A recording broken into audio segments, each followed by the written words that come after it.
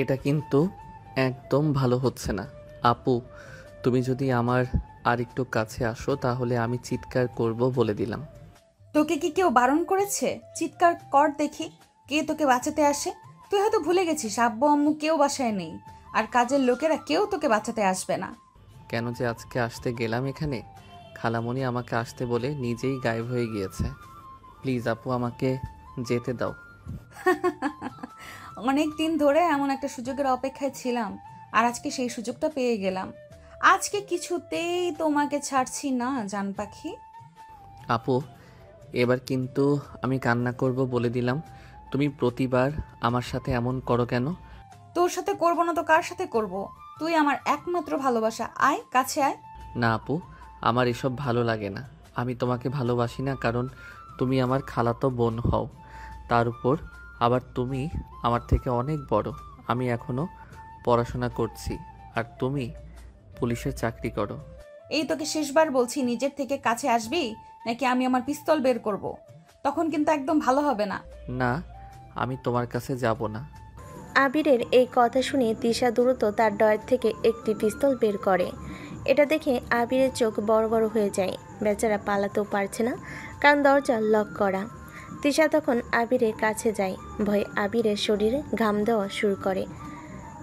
ভয়ে কিছু বলতে পারছে না। কি ব্যাপার, এখন চুপ হয়ে গেলি কেন? এবার আমি যা বলবো তাই করবি। যদি কোনো কথার অমান্য করিস তাহলে একেবারে দেখলি তো হাতে কি আছে আমার। তিশা তখন ড্রেসিং টেবিলের সামনে গিয়ে বন্দুক রেখে বিছানায় এসে বসে। আবির এখনও দেওয়ালে হেলান দিয়ে দাঁড়িয়ে আছে। তখনই তিশা বলে, ওইখানে দাঁড়িয়ে আছিস কেন? এখানে এসে বস। আবির চুপচাপ এসে বিছানায় বসে। এবার আমাকে কিস কর। আমি বলার পর আবির এসে আলতো করে আমার গালে একটা কিস করে, আবার গিয়ে বসে পড়ে। এটা দেখে তো আমার রাগ 360 ডিগ্রি হয়ে গিয়েছে।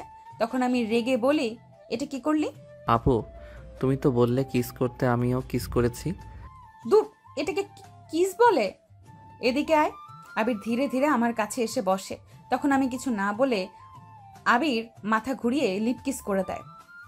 তিশা আবিরের ঠোঁট জোড়া নিজের ঠোঁটে নিয়ে চুষতে লাগলো। আবিরের তো চোখ বড় বড় হয়ে গিয়েছে। সে এমন কিছু আশা করেনি। ঠিক তখনই বাড়ির মেন গেটের কলিং বেলের শব্দ শোনা যায়।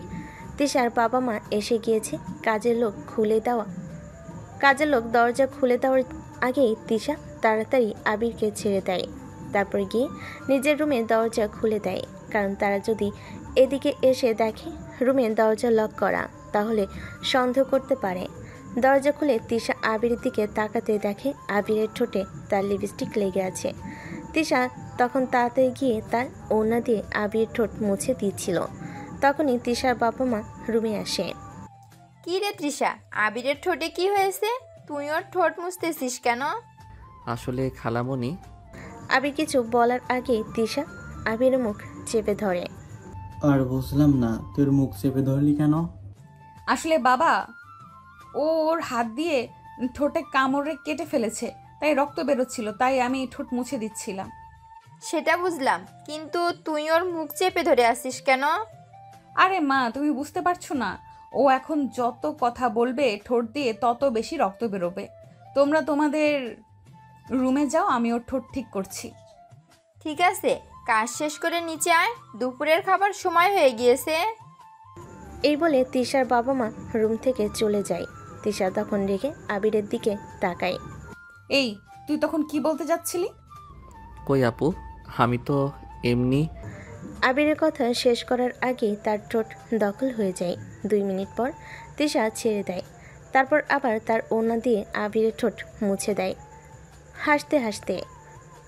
দর্শক, এদের কাণ্ড দেখে তো আমার হাসতে হাসতে পেট ব্যথা হয়ে যাচ্ছে। আচ্ছা চলুন গল্পে ফিরি। আবির তিশার এসব কাণ্ড দেখে রেগে যায়। তখন আবির বলে, তুমি তুমি একটা পাগলি, আর আমি আর এক মুহূর্ত এখানে থাকবো না। তুমি আমার সাথে এভাবে জোর করতে পারো না। আমি এক্ষুনি চলে যাব। আবির দ্রুত পায়ে রুমের দরজা পর্যন্ত হেঁটে যায়, কিন্তু দরজা খুলতে যাবে ঠিক তখনই তিশা পেছন থেকে এসে তার হাত ধরে ফেলে। তিশার চোখে তখন রাগের বদলে একরাশ দুষ্টামি এবং ভালোবাসার মিশ্রণ। দরজা খুলে বাইরে গেলেই তোর ঠোঁটের বাকি লিপস্টিকটা সবাই দেখতে পাবে। আর তখন কি বলবি? আমার খালাতো বোন, যিনি একজন পুলিশ অফিসার, তিনি আমাকে জোর করে কিস করেছেন। সবাই বিশ্বাস করবে তোকে, নাকি তোর খালামণির টেনশনে অসুস্থ হয়ে পড়বেন? তিশা কথা শুনে আবির থেমে যায়। সে জানে তিশা যেটা বলছে সেটা মিথ্যে নয়। তার খালামণিকে সে কোনো বিপদে ফেলতে চায় না। আবির তখন মাথা নিচু করে দরজার দিকে পিঠ দিয়ে দাঁড়িয়ে থাকে। আমার কাছে তোমার কোনো দুর্বলতা নেই, তাই না? আমি যাই বলি তুমি শুধু আমাকে কষ্ট দাও। আবিরকে ঘুরিয়ে নিচের দিকে নিয়ে এসে নরম করে আবিরের গাল ছুঁয়ে দিয়ে বলে, দুর্বলতা আছে। তুই তুই আমার একমাত্র দুর্বলতা।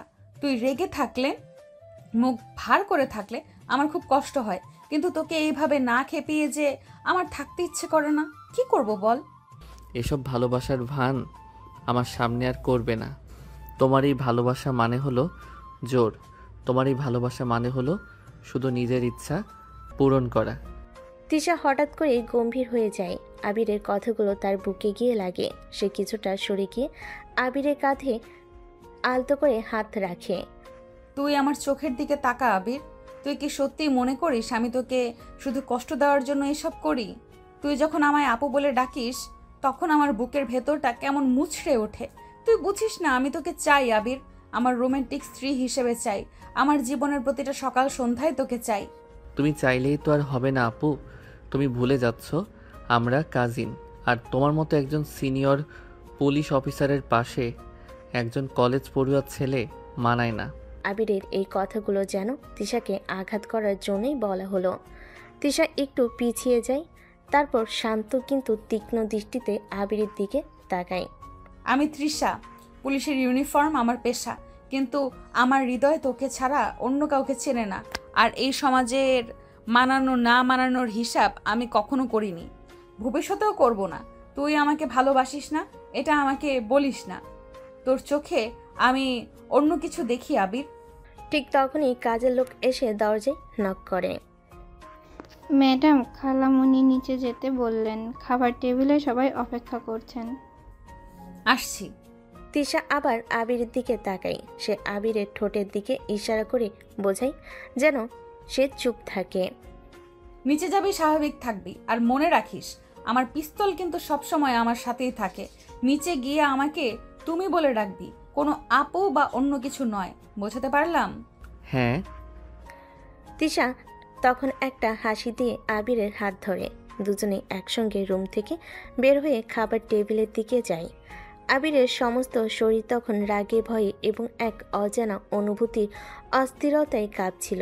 খাবার টেবিলে বাবা মার সামনে দুজনই স্বাভাবিক থাকার অভিনয় করে যাচ্ছিল। আবির, তোর পড়াশোনা কেমন চলছে? এবার তো ফাইনাল ইয়ার, মন দিয়ে পড়। জি আঙ্কেল, ভালো চলছে। আমি মন দিয়েই পড়ছি। তৃষা, তোর প্রমোশনের কি খবর? এবার তো নিশ্চয়ই এসপিতে প্রমোশন হয়ে যাবে। আশা তো করছি মা, তবে কাজ শেষ হতে আরো কিছুদিন সময় লাগবে। আবির, তোমার প্লেটে আর কিছু মাংস নাও। তিশার এই তোমার সম্বোধন শুনে আবির কিছুটা চমকে ওঠে, কারণ এটা তাদের বাবা মার সামনে প্রথমবার। তবে সে বুঝতে পারে এটা তিশার হুঁশিয়ারি। আবির তখন প্লেটটা এগিয়ে দেয়। ধন্যবাদ আপু। খাবার শেষ হলো। আবির তিশার বাবার কাছ থেকে বিদায় নিয়ে নিজের বাড়ি ফেরার জন্য তৈরি হচ্ছিল। খালামণি, আঙ্কেল, আমি তাহলে এখন আসি। কাল সকালে আমার কোচিং আছে। কি রে, কই যাচ্ছিস? বস। বাড়িতে চলে যাব খালামণি। বাড়িতে যাবি মানে? আমি তোর মায়ের থেকে শুনলাম তোর কলেজ 1 মাসের জন্য বন্ধ দিয়েছে। তোর এখানে থাকার কথা। এ কথা শুনে তিশা অবাক হয়ে যায়, তবে পরক্ষণেই তার মুখে একটা চাপা হাসি রেখা ফুটে ওঠে। সে মনে মনে ভীষণ খুশি হয়। 1 মাস ধরে আবিরকে হাতের মুঠোয় রাখার সুযোগ। তুই কোথাও যাবি না, পুরো 1 মাস এখানেই থাকবি। আমি তোর মায়ের সাথে কথা বলে নিয়েছি। তুই বরং কিছুক্ষণ পর একবার বাড়িতে গিয়ে তোর জামা কাপড় আর বইপত্র নিয়ে আসিস। কিন্তু খালামণি। না, আর কোনো কিন্তু নয়, যা বললাম তাই হবে। আবির তখন আর কিছু না বলে হতাশ হয়ে মাথা নিচু করে দাঁড়ায়। সে মনে মনে বলে, সর্বনাশ, 1 মাস! এই পুলিশ ম্যাডামের টর্চার 1 মাস ধরে সহ্য করতে হবে। এর চেয়ে তো কলেজ খোলা থাকাও ভালো ছিল। এ কেমন ফাঁদে পড়লাম। আমি নিশ্চিত খালামণিকে এ আপুই পটিয়ে রাজি করিয়েছে। তখনই তিশা পরিস্থিতি বুঝে নিজেকে সামলে নিয়ে দ্রুত বলে ওঠে। আম্মু, আমিও আবিরের সাথে যাব, না হলে পরে বাড়িতে গিয়ে আবির হয়তো আর আসতে চাইবে না। হ্যাঁ, ঠিক বলেছিস। তাহলে তুইও যাস, তাড়াতাড়ি নিয়ে চলে আসিস। আবিরের সমস্ত রাগ গিয়ে তখন তিশার উপর পড়ে। আবির মনে মনে বলে, যা ভেবেছি তাই। উনি নিজেই যাতে আমার উপর নজর রাখতে পারেন সেই জন্যই এই চালাকি করেছেন। পুলিশ অফিসার তো সব সময় শুধু নিজের সুবিধার কথা ভাবে। আমার কপালে কি আছে কে জানে। তিশা তখন একটা হাসি দিয়ে আবিরের হাত ধরে একসঙ্গে দুজনে রুম থেকে বের হয়ে মেন গেটের দিকে হাঁটতে থাকে। এটা কি শুরু করলে? আমাকে তোমার নজরদারির মধ্যে রাখবে বলে এমন একটা নাটক করলে। তুমি আমার সম্পত্তি, তাই নজরদারি তো করতেই হবে। আর শোনো, তুমি যদি আমার সাথে 1 মাস থাকো তাহলে কালকে তোমার কলেজে যাওয়ার দরকার নেই। আমি তোমাকে আমার মতো করে পড়াবো। তিশা তার ঠোঁটে লেগে থাকা লিপস্টিক মুছে আবিরের ঠোঁটে আলতো করে লাগিয়ে দেয়, তারপর দ্রুত সরে যায়। চল তাড়াতাড়ি তোমার জিনিসপত্র নিয়ে আসি। আর একটা কথা, এই 1 মাস আমার সাথে ঝগড়া না করে যদি একটু প্রেম করো তাহলে তোমার সাথে আমার পুলিশি আচরণ একটু কম দেখাবো, কেমন? আবির রাগে, অপমানে এবং এক ধরনের অদ্ভুত অস্থিরতায় কাঁপতে কাঁপতে তিশার সাথে বাড়ির দিকে রওনা হয়।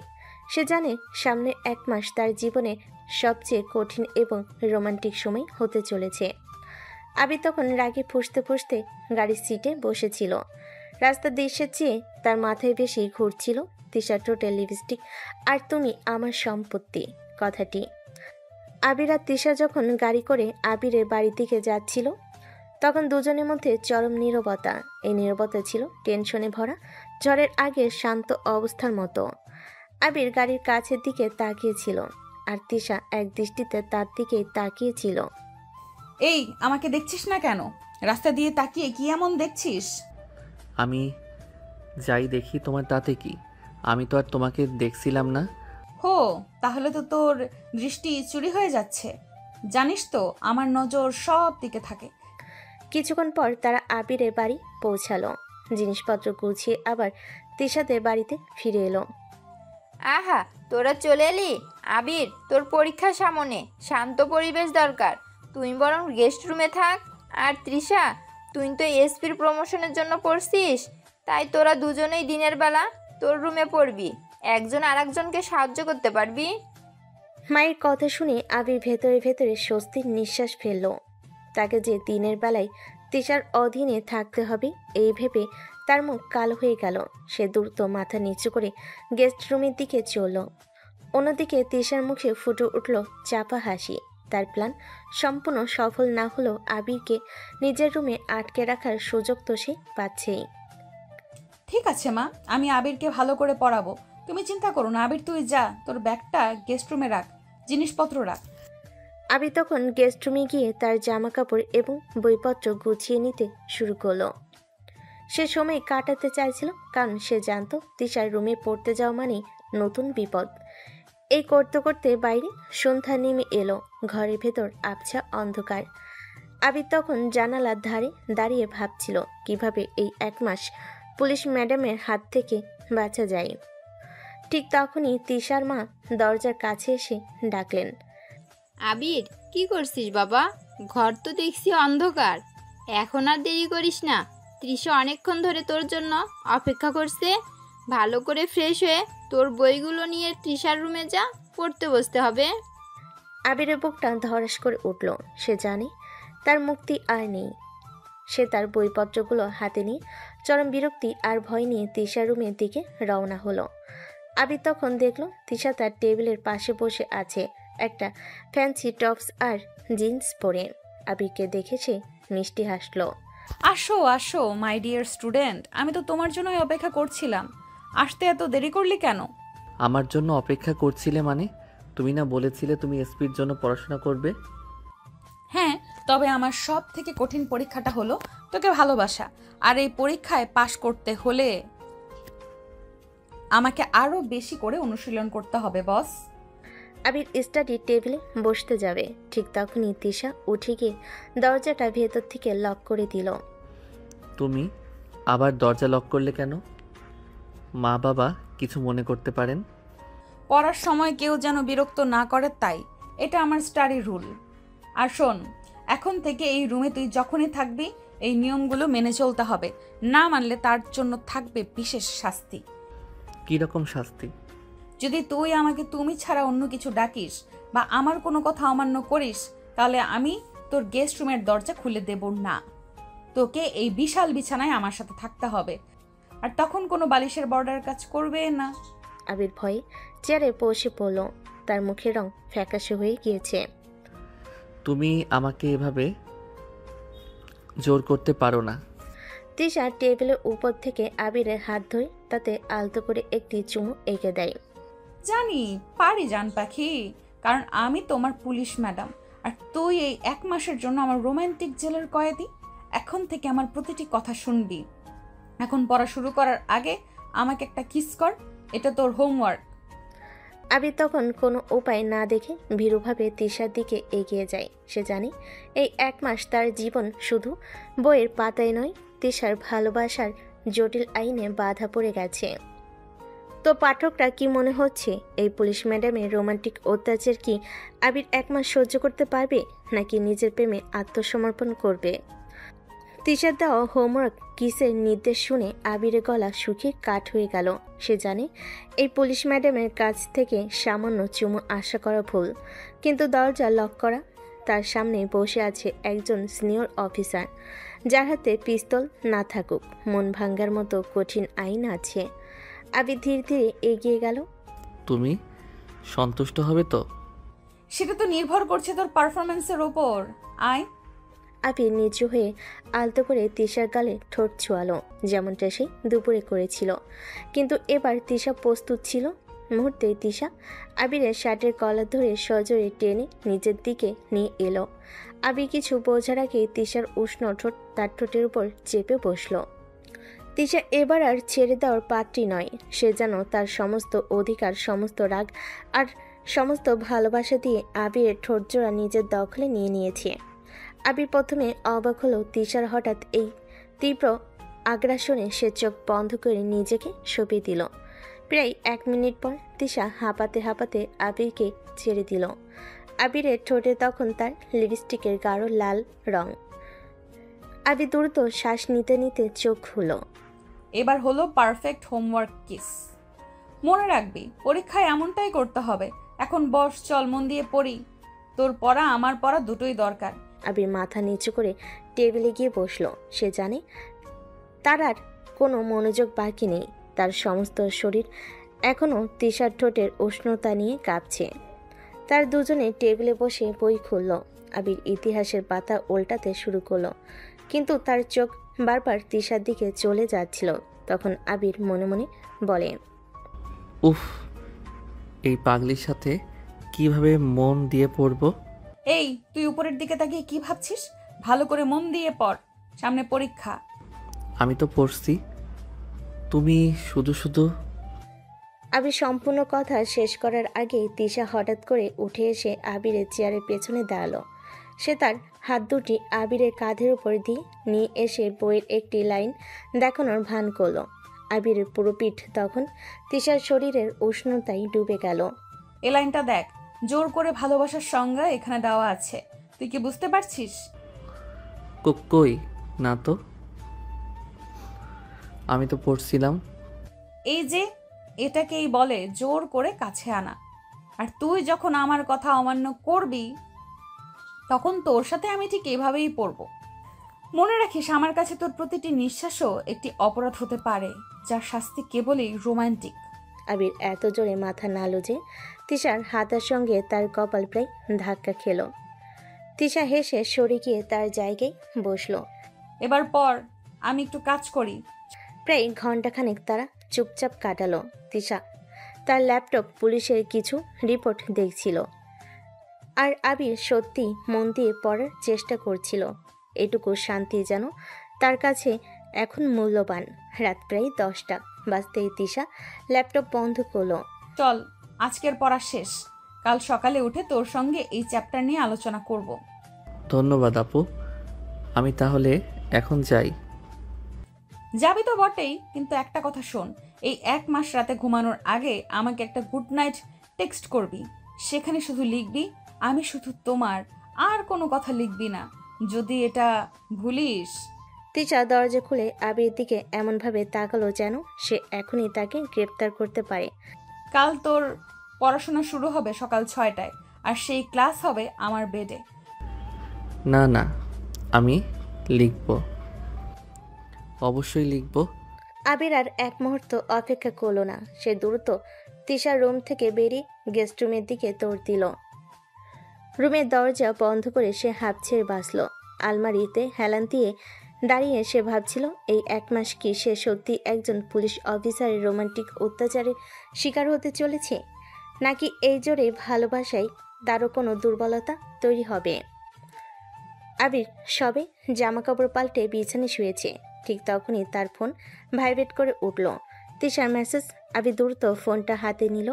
মেসেজটি ছিল এমন: তুই কি ভুলে গেলি তোকে কি বলেছিলাম? গুড নাইট টেক্সট কই? ভাবিস না গেস্ট রুমে তুই একা আছিস, আমার নজর সব জায়গায় থাকে। আবির বুক ধরফর করে উঠল। আবির বিছানায় বসে পড়ল। তার বুঝতে বাকি রইল না এই 1 মাস তার জন্য ভয়ঙ্কর রোমান্টিক কারাগার। সে অনিচ্ছা সত্ত্বেও মেসেজ পাঠালো: আমি শুধু তোমার। এই তো আমার লক্ষ্মী জামাই, গুড নাইট। স্বপ্নে ভালো দেখা হবে। সারা তিশার দেওয়া আমি শুধু তোমার টেক্সের ধকল আর গেস্ট রুমে দরজা লক করা দুশ্চিন্তায় আবিরে ঘুম আসেনি। ভোরের দিকে ক্লান্তিতে সে একটু ঘুমিয়েছিল, কিন্তু যখন তার ঘুম ভাঙল তখন ঘড়িতে বাজে সকাল 9টা। আবিরের চোখ খোলা মাত্রই তার হৃৎপিণ্ড যেন লাফিয়ে উঠল। সে গেস্ট রুমে নেই। আবির দ্রুত চারিদিকে তাকাল। সে ঘুমিয়ে আছে তিশার বুকের উপর এবং তার একটি হাত তিশাকে জড়িয়ে আছে। এ দৃশ্য দেখে আবির লাফিয়ে বিছানায় উঠে বসল। তার এই নড়চড়ে তিশার ঘুমও ভেঙে গেল। এই তুই উঠে পড়লি কেন? আরামের ঘুমটা ভেঙে দিলি। তুমি এখানে কি করছো আপু? আর আমি তোমার বুকের উপর কি করছি? আপু শব্দটি শোনা মাত্রই তিশার মুখের হাসিটা কিছুটা কঠোর হলো, কিন্তু সে তার পুলিশি মেজাজকে নিয়ন্ত্রণ করলো। তুই কি ভুলে গিয়েছিলি তোকে যে আমি বলেছিলাম আজকে সকাল 6টা থেকে পড়তে বসার কথা ছিল? তোকে উঠাতে এসে দেখি তুই ঘুমাচ্ছিস, তাই তখন আর তোকে না উঠিয়ে তোর পাশেই একটু ঘুমিয়ে পড়ি। এরপর তোর কোলবালিশটা সরিয়ে দেওয়ার পর তুই নিজেই আমাকে জড়িয়ে ধরেছিস। কথা শেষ করে আমি আবিরের গাল টিপে দিলাম। একটু লজ্জা লাগছিল, কিন্তু লজ্জা কাটিয়ে আবার বললাম, তোর সাথে ঘুমাতে যে এত শান্তি তা আগে জানতাম না। এখন থেকে রোজ তোর সাথে ঘুমাবো। আপু তুমি কি পাগল হয়ে গিয়েছো? এসব কি বলছো? তুমি আমার খালাতো বোন, আর তুমি... এই আমার সামনে আপু ডাকবি না বলেছিলাম না? আর হ্যাঁ, আমি তোর প্রেমে পাগল হয়ে গিয়েছি, এটাই সত্যি। এখন আর কথা নয়, আমার থানায় যাওয়ার সময় হয়ে গিয়েছে। তুই ফ্রেশ হয়ে নিচে আয়। আবির মাথা নিচু করে বসলো। তার এখন প্রতিবাদ করার সাহস নেই। সে বুঝলো তিশা নিজেই গেস্ট রুমের দরজা খুলে এই নাটক করেছে। তিশা দ্রুত উঠে ফ্রেশ হয়ে ইউনিফর্ম পরে নিল। কাঁধে পিস্তলের হোলিস্টার আর কোমরে বেল্ট পরতে পরতে আবিরের দিকে তাকালো। শোন, নিচে গিয়ে স্বাভাবিক থাকবি, আর মনে রাখিস আজকের দিনের জন্য তোর স্টাডি রুলসগুলো এখনো প্রযোজ্য। সারাদিন তুই এই ঘরেই পড়াশোনা করবি, আমার জন্য অপেক্ষা করবি। কাউকে বলবি না যে আমি তোকে জোর করছি। তুমি কতক্ষণ পর আসবে? আজ একটু বেশি কাজ আছে, হয়তো রাত 10টা বাজতে পারে। তার আগে তুই একবারও বাড়ির বাইরে বেরোবি না। আর হ্যাঁ, আমি কল করলে অবশ্যই ধরবি। এখন যা নাস্তা কর, তোর জন্য ডিম টোস্ট রেডি আছে। আবির দ্রুত ফ্রেশ হয়ে নিচে গেল। খাবার টেবিলে তিশার বাবা মা ব্রেকফাস্ট করছে। আবিরকে দেখে তিশার মা হাসি মুখে জিজ্ঞেস করলো: কি রে আবির, তোর ঘুম আজ এত দেরিতে ভাঙলো কেন? শরীর খারাপ নাকি? না খালামণি, রাতে একটু ঘুম কম হয়েছিল, তাই উঠতে দেরি হয়ে গিয়েছে। আবির কিছু বলার আগেই তিশা নিচে চলে এলো। ইউনিফর্মে তাকে দেখতে তখনও আরো কঠোর আর ক্ষমতাবান লাগছিল। মা, আমি এখন বেরোচ্ছি, আমার মিটিং আছে। আবে তুমি মন দিয়ে পড়াশোনা করবে, কোনো সমস্যা হলে আমাকে ফোন করতে পারো। আর মনে আছে তো তোমাকে আমি কি বলে গেলাম? হ্যাঁ। তিশা তার বাবা মাকে বিদায় জানিয়ে আবিরের দিকে তাকালো। তার চোখে তখন ভালোবাসার চেয়েও বেশি ছিল অধিকার আর কৃতিত্ব। তারপর সে দ্রুত ঘর থেকে বের হয়ে গেল। দেখেছিস আবির, তোর আপু কত দায়িত্বশীল। ওর চাকরির চাপ, আবার তোর পড়ারও চিন্তা। আবির কেবল টোস্টে কামড় দিল। তার মনে হলো যেন সে টোস্ট খাচ্ছে না, খাচ্ছে একটা কয়েদি জীবনের প্রথম দিনের সকালের অপমান। তিশা চলে যাওয়ার পর আবির যেন কিছুটা স্বস্তির নিঃশ্বাস ফেলল, কিন্তু সেই স্বস্তি বেশিক্ষণ স্থায়ী হলো না। এই বিশাল বাড়িটা যেন এখন একটা নির্জন কারাগার, আর আবির তার একমাত্র কয়েদি। অনিচ্ছা সত্ত্বেও সে তিশার রুমে ঢুকলো। আবির জানে পড়াশোনা করার চেয়েও এখানে বেশি দরকার তিশার অনুপস্থিতি, সুযোগ নিজেকে শান্ত করা। আবির বই খুলে টেবিলে বসলো, কিন্তু মন টিকল না। তার নজর চলে গেল তিশার ড্রেসিং টেবিলের দিকে, যেখানে সে পিস্তলের হোলিস্টারটি রাখা আছে। সে ঘুরে ঘুরে রুমটি দেখতে লাগলো। এত গোছানো, তবু কেমন যেন ভয় লাগে এই রুমে আসলে, যেমন তৃষা আপুকে ভয় লাগে। হঠাৎ আবিরের চোখ পড়ল তিশার স্টাডি টেবিলের কোণে রাখা একটি ছোট্ট ডায়েরির ওপর। কৌতূহল সামলাতে না পেরে সে ডায়েরিটি হাতে তুলে নিল। প্রথম কয়েকটি পাতা ওল্টাতেই সে স্তব্ধ হয়ে গেল। ডায়েরির একটি পাশটাই শুধু লেখা, আবির তুই আমার সব, তোকে ছাড়া আমার জীবন অচল। আরও কয়েকটি পাতা উল্টানোর পর আবির একটি ছোট্ট পোলারয়েড ছবি দেখতে পেল। ছবিটি আবিরেরই, সম্ভবত কোনো পার্টিতে তোলা, যেখানে আবির হাসছে। ছবির নিচে তিশার হাতে লেখা ছোট্ট নোট। আমার একমাত্র দুর্বলতা আবির, তুই শুধুই আমার। নোটের লেখা পড়ে আবির বলে, তার মানে তৃষা আপু কি সত্যিই আমাকে ভালোবাসে? এটা কি শুধু জোর নয়? আবিরের মন দ্বিধায় ভরে গেল। তার মনে হলো তিশার এই পাগলামি হয়তো শুধু তার পুলিশি কৃতিত্ব নয়, বরং এক গভীর অধিকার বোধ। কিছুক্ষণ পর আবির তার বিরক্তি সামলাতে না পেরে ঘর থেকে বের হলো। সে ভাবল এক গ্লাস জল খাবে। সে ধীরে ধীরে হেঁটে রান্নাঘরের দিকে গেল। আবির রান্নাঘরের দিকে হেঁটে গেল। কাজের লোক তখন দুপুরে খাবারের প্রস্তুতি নিচ্ছিল। আবির ফ্রিজ থেকে জল বের করে রান্নাঘরের টেবিলে দাঁড়িয়ে জল খেতে লাগলো। সে একটু সময় কাটাতে চাইল। তিশার চোখ এড়িয়ে থাকার এই সামান্য স্বাধীনতা তার কাছে মূল্যবান মনে হলো। আবির তখন সবে কাজের লোকটির সাথে কলেজে কথা বলছিল। ঠিক তখনই তার ফোন বেজে উঠল। স্ক্রিনে তিশার নাম। আবিরের বুকে ধড়াস করে উঠল। হ্যালো তৃষা। এই তুই কোথায়? তোর তো আমার রুমে পড়ার কথা, কল ধরতেই এত সময় লাগলো কেন? আমি রান্নাঘরে মাত্র এলাম এক গ্লাস জল খেতে। জল খেতে? জল কি তোর গেস্ট রুমে নেই নাকি তুই ভাবছিস আমি থানায় আছি বলে তোর উপর আমার নজর নেই? এক্ষুনি রুমে ফিরে আয়। আমি যাচ্ছি। তুই আমার কাছে ভিডিও কল কর, আমি দেখতে চাই তুই এখন কোথায় আছিস। আবির দ্রুত রান্নাঘরের দরজা বন্ধ করে দিল এবং ভিডিও কল ধরল। পেছনে কি দেখছিস? আলোটা কোথায় লাগছে? তুই তো এখনো রান্নাঘরেই। আমি কি তোকে বলে যাইনি আমার রুমে থাকবি? আমি সত্যি বলছি, মাত্র জল খেতে এসেছিলাম। ঠিক আছে, আমি দেখছি। এই শেষবার, ভুলে যাস না তোর জীবন এখন আমার হাতের মুঠোয়।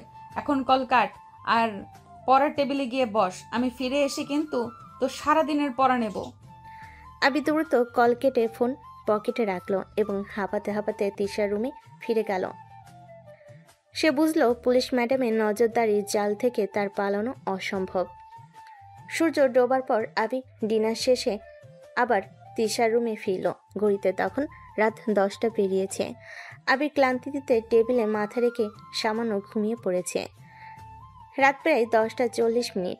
বাইরে গাড়ির ব্রেক কষার শব্দ হলো। আবিরের ঘুম ভেঙে গেল। তার হৃৎপিণ্ড জোরে জোরে ধরফর করতে লাগলো। এবার তিশা আসছে। কিছুক্ষণের মধ্যেই রুমের দরজা খুলে গেল। তিশা ইউনিফর্মেই আছে, তার চোখে রাজ্যের ক্লান্তি, কিন্তু আবিরকে টেবিলে দেখে তার মুখে একটা সন্তুষ্টির হাসি ফুটে উঠল। তবে সেই হাসি দ্রুত মিলিয়ে গেল। তুই মিথ্যা বললি কেন আবির? কি মিথ্যা? তুই জল খাওয়ার কথা বলে রান্নাঘরে প্রায় 20 মিনিট ধরে ছিলি। আমার সিসিটিভি ফুটেজ দেখতে হয় না? তোর প্রত্যেকটা পদক্ষেপ আমার মুখস্থ। এই সামান্য নিয়মটা ভাঙার সাহস তোর হলো কি করে? আবির পুরোপুরি ধরা পড়ে গেল। সে বুঝলো তিশা তার উপর যে নজরদারি চালাচ্ছে তা কেবল ফোন কলেজের মাধ্যমে নয়, সম্ভবত গোটা বাড়িতে তার ক্ষমতার বিস্তৃত। আবির ভয়ে মাথা নিচু করলো। আজ রাতে তোর শাস্তি হবে, আর সেই শাস্তি হবে তোর গেস্ট রুমে নয়, আমার রুমে, আমার মতো করে। তিশা তখন আবিরের হাত ধরে টানলো। তার চোখ জ্বলজ্বল করছে, যেখানে শাসনের চেয়েও বেশি দেখা যাচ্ছে এক তীব্র অধিকারবোধ। আবির জানে না তিশা তাকে কি শাস্তি দিবে। তিশার তীক্ষ্ণ অভিযোগে আবির ধরা পড়ে গেল। সে বুঝল তিশার নজরদারি কতটা গভীর। তার সমস্ত শরীর ভয়ে কাঁপছে। তিশা তখন দরজা লক করে দিল এবং ধীরে ধীরে আবির দিকে এগিয়ে এলো। আবির চোখ বন্ধ করে নিজেকে প্রস্তুত করলো। হয়তো হ্যান্ডকাপ পরানো হবে, নয়তো কড়া ভাষায় শাসন করা হবে। শাস্তি তো তোকে পেতেই হবে আবির। তুই আমাকে মিথ্যা বললি, তুই আমার বিশ্বাস ভাঙলি।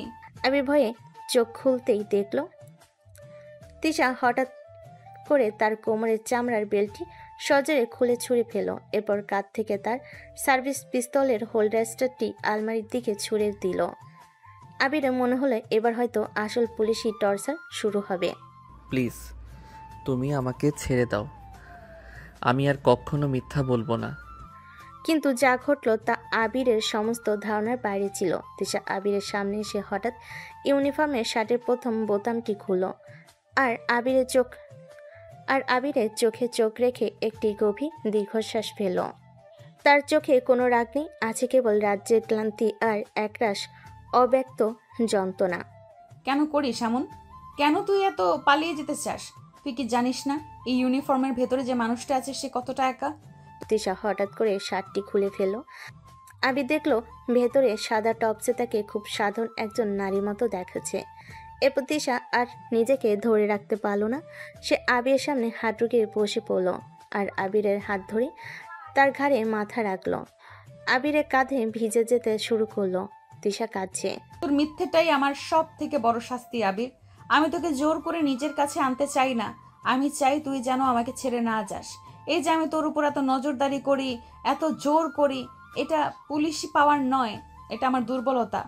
আমার খুব ভয় লাগে তুই একদিন ঠিকই আমায় ভুলে যাবি। তুমি কাঁদছো? কাঁদতে দিবি না? পুলিশ অফিসারদের কি কাঁদতে নেই? তুই কেন আমাকে এত কষ্ট দিস? যখন তুই আমাকে ছেড়ে অন্য রুমে যাস আমার মনে হয় আমি সব হারিয়ে ফেলেছি। তোর ভালোবাসা না পেলে আমার চাকরি, আমার প্রমোশন সব অর্থহীন। তিশার এই অপ্রত্যাশিত দুর্বলতা আবিরের ভেতরের সমস্ত রাগ আর বিরক্তিকে যেন নিমিষেই গড়িয়ে দিল। সে তিশার এইরূপ কখনো দেখেনি। সম্পূর্ণ নিরস্ত্র, সম্পূর্ণভাবে তার উপর নির্ভরশীল। আবিরের মনটা হঠাৎ করেই নরম হয়ে গেল। তার আর কোনো ভয় রইল না। আবির আলতো করে তিশার চুলে হাত বুলিয়ে দিতে দিতে বলল, তুমি আমাকে জড়িয়ে ধরো। আবিরের এই কথা শুনে তিশা দ্রুত উঠে দাঁড়ালো এবং তাকে দুহাত দিয়ে জড়িয়ে ধরল। এই আলিঙ্গনে ছিল না কোনো জোরের বা শাসনের। এটা ছিল একজন প্রেমিকার আশ্রয় খোঁজার আলিঙ্গন। আবিরও স্বতঃস্ফূর্তভাবে তাকে জাপটে ধরল। আজ রাতে তোর এটাই শাস্তি। কি শাস্তি? আবির। তিশা আবিরের ঠোঁটে একটি নরম চুমু দিয়ে বলে, তোর সমস্ত পড়াশোনা, তোর সমস্ত ঘুম সব বন্ধ। আজ রাতে তুই আমার পাশে ঘুমাবি, আর শাস্তি হিসেবে তোকে সারা রাত আমার দুর্বলতা পাহারা দিতে হবে। কোনো কথা বলবি না, কোনো প্রতিবাদও করবি না, শুধু আমায় আঁকড়ে ধরে রাখবি। তুই যখন আমার কাছে থাকিস তখনই আমি শান্তি পাই। আবির দীর্ঘশ্বাস ফেলে। কোনো প্রতিবাদ করে না। প্রতিবাদ করে লাভই বা কি? আবির তো আর কোনো ফলাফল পায় না। তিশা যেটা বলে সেটাই করতে হয়। আবির তখন বাধ্য হয়ে বলে, ঠিক আছে। আর শোন, আজ সকালে তুই যে ভুলটা করেছিলি, আপু ডেকেছিলি, সে ভুলের জন্য তোর শাস্তি আছে। কি শাস্তি? এখন থেকে সকালে আর রাতে তুই আমাকে ঘুম থেকে উঠে বা ঘুমাতে যাওয়ার আগে দুবার করে আই লাভ ইউ বলবি। এটা তোর কর্তব্য। এখন চল আমার রুমে। আবির তখন পুরোপুরি নিরস্ত্র। তার প্রতিরোধ ভেঙে চুরমার হয়ে গেছে। যে পুলিশ ম্যাডামের হাত থেকে সে পালাতে চাইছিল, এখন তার দুর্বলতাকে আঁকড়ে ধরে থাকতে তার আর কোনো আপত্তি নেই। আবির বুঝল তিশার এই রোমান্টিক শাস্তি শুধু তার প্রেমের ফাঁদ নয়, বরং এক অদ্ভুত আসক্তি। তিশার হাত ধরে আবির তার গেস্ট রুমের দরজা লক করে দিল এবং তিশার বেডরুমের দিকে এগিয়ে গেল।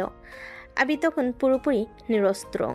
সে তিশার হাত ধরে গেস্ট রুমের দরজা লক করে দিল এবং তিশার রুমের দিকে যেতে শুরু করলো। কিন্তু তিশার রুমের দরজার কাছে তার ভেতরের সামাজিক ভয়টা মাথা চাড়া দিয়ে উঠল। তুমি 1 মিনিট দাঁড়াও। তোমার রুমে গেলে যদি খালামণি বা খালু দেখে ফেলেন তাহলে তো ওনারা কি ভাববেন? তুমি আমার খালাতো বোন আর আমি কলেজের ছাত্র।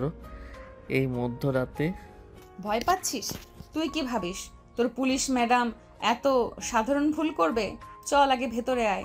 তিশা দরজা খুলে আবিরকে ভেতরে ঢুকিয়ে দিয়ে দরজাটা লক করে দিল। এরপর সে আবিরের কাছে এগিয়ে এলো। তার চোখে তখনও শাসনার অধিকারের মিশ্রণ। শোন, প্রথমত এই রুমটা এখন আমার হাই সিকিউরিটি জোন। তুই জানিস না আমার বাবা মা আমাকে কত শ্রদ্ধা করেন। আমার যখন দরকার হয় তখন আমার বাবা মাও এই রুমে ঢোকার আগে নক করেন।